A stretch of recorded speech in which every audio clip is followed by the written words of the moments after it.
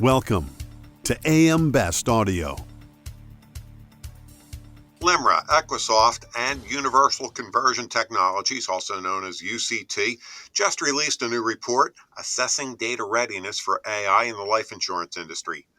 The report finds that 46% of global life insurers aren't ready to implement AI, while in the U.S., that number increases to 66%. Additionally, 78% of carriers believe that the biggest roadblock to extracting value from AI is data readiness. I'm John Weber for AM Best Audio, and I'm speaking today to Mike Allee, President for UCT. Mike, so glad you could join us today. Thanks. It's good to be with you today. So, Mike, that's a pretty striking number of life insurers who don't seem to be ready for the future, isn't it? It is, and it's an interesting number that popped out of the research we did with LIMRA last year. And, we've been having a lot of interesting dialogue and feedback in the industry as we begin to explore what may be the story behind that number. Are you surprised by the findings?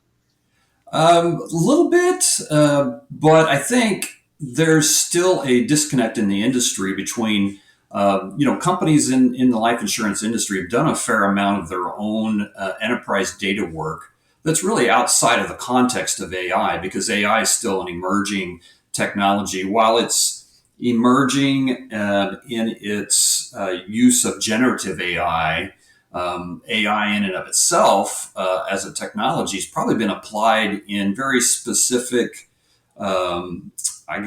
domains or parts, features of the life insurance life cycle. So like underwriting or claims, but applied across the value chain of an insurance company, AI is becoming more and more impactful because of generative AI and its ability to handle natural language processing. And I just think that is the part where companies are exploring the value of this technology for the future. So a long ways to go, I would guess. Yes, I think so. And we believe Kartik Sakdeval, who's the CIO of LIMRA, and myself had been rubbing shoulders and kicking the tires on this concept. And so we sponsored the research last year, kind of because we just can't get away from the inextricable link between AI and data. And data being so foundational to the results you get out of AI. So the question to the industry, and not only in the U.S., but we did several regions of the world as well. So it's a global survey, and we're going to be expanding that survey this year as well into some more regions of the world, just to see what their thought processes are and what their experience is. So what were some of the other findings, Mike?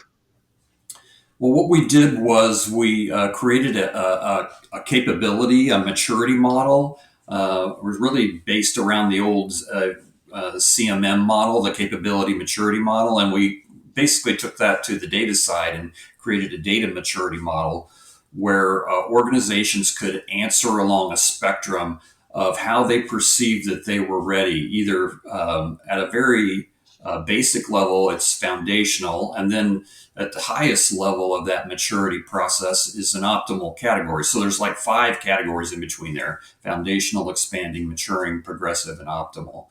And so what we found, we sent a survey that asked insurers to rate themselves on that spectrum, and then in several areas or disciplines of data.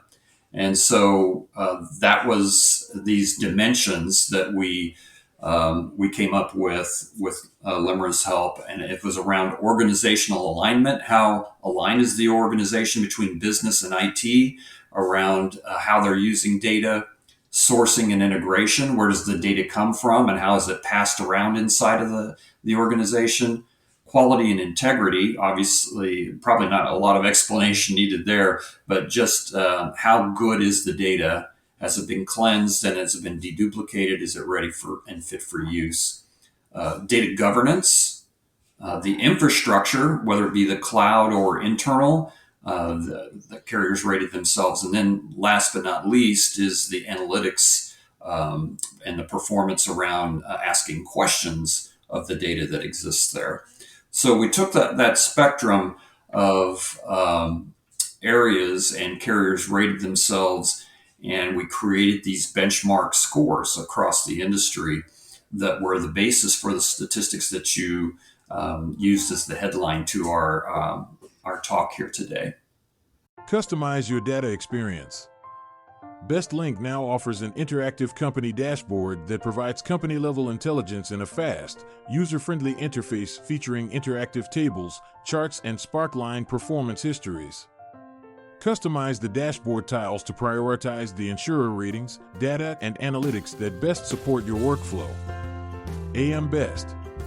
Our insight, your advantage. Mike, do we have any idea how organizations can assess where they stand in terms of data readiness? So the ones that participated in the survey, which was probably between 40 and 50 organizations globally, that's where I think it's an interesting question, because there's a hesitancy. Companies see the link between data and AI and their ability to use it effectively. I think that metric that was mentioned is 78% of respondents believe that data readiness is the biggest challenge in getting value from AI, but then only about 46% said that they were not ready given their current state of data readiness. So there's, I think globally, insurers then, as you look at the scores, they rated themselves as progressive along the maturity spectrum. So the first couple of responses and the statistics came back. It's almost like there's a misalignment or a reticence to say that they're ready. Yeah. I was going to say, I would think 46%. I'm kind of surprised that large of a number would actually own up to not being ready. Yeah, and so we began to say, well, why do we think that's the case? And I think it's the old adage of we don't know what we don't know until we know it. Sometimes you don't even know the questions to ask until some of the unknowns are removed from the equation. So what that says to me is companies are doing some experimentation with AI to kind of understand better what the technology can do for them in a generative AI context and in an advanced analytics context. So I think all of those things put together is, I think CIOs and technical leaders across the globe are struggling with understanding exactly what AI can do for their companies. And because of that, they don't really know, they can't really put their finger on where they're specifically at in their level of data readiness or maturity. So what dimensions impact data readiness most significantly, do you think?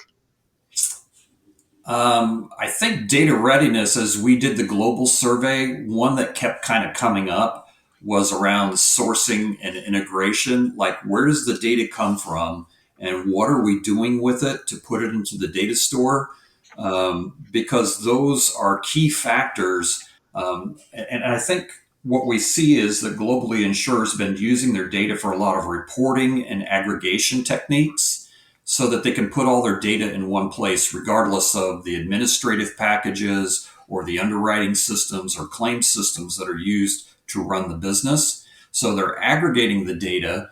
They're just not necessarily sure that how that data is sourced and how it's integrated. So in other words, what's the frequency around which that data is pushed to these data stores? Is that in line with the requirements of the AI technology that will be layered across the top of this?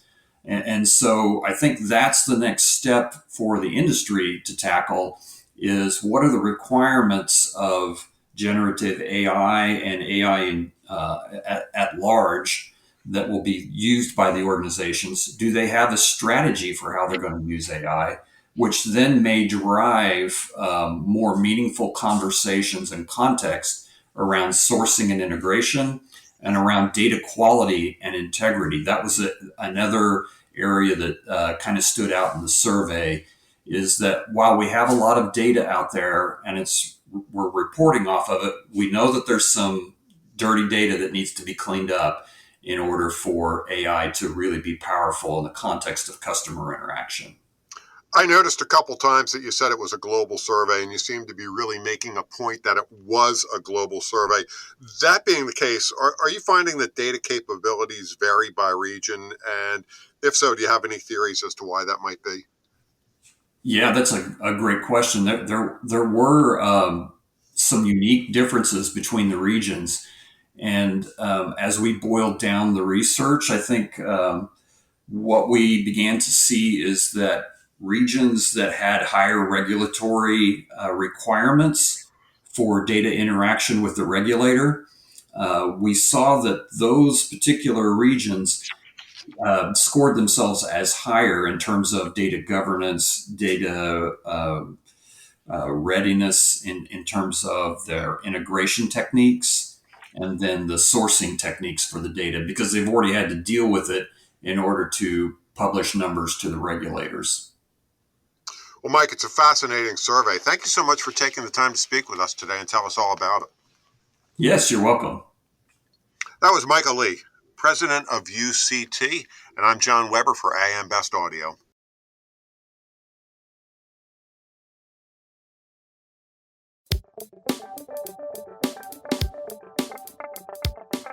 Looking to get the full attention of the insurance industry?